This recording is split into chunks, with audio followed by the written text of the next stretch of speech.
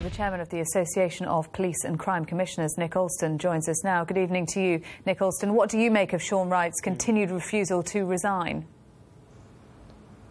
Well, I'm very clear that if it was me, I would resign. I think up and down the country, police and crime commissioners are doing a really good job. But to do that, we need to have the confidence and trust of our partners, and in particular, the confidence and trust of victims. And it feels to me that Shaun Wright's position is untenable.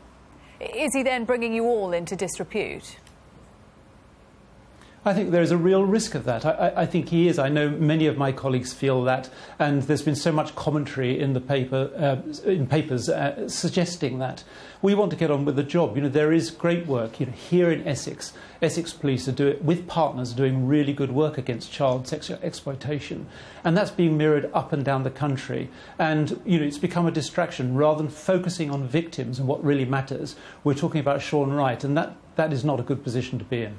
It has brought into question, hasn't it, the whole system of appointing police and crime commissioners, the very fact that you can't get rid of them, despite calls from the Prime Minister, the Deputy Prime Minister, from the Home Secretary, from council members, from the people of Rotherham, from the Parliamentary Select Committee today. He is still in that job.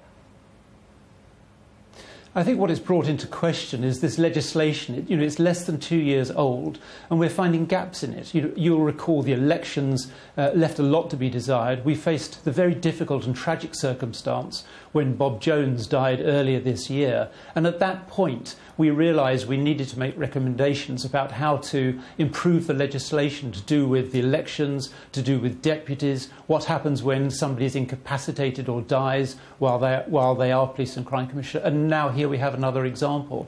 So the legislation needs to be improved. We're working on that, and we will give clear recommendations to government to improve the legislation by the end of the year.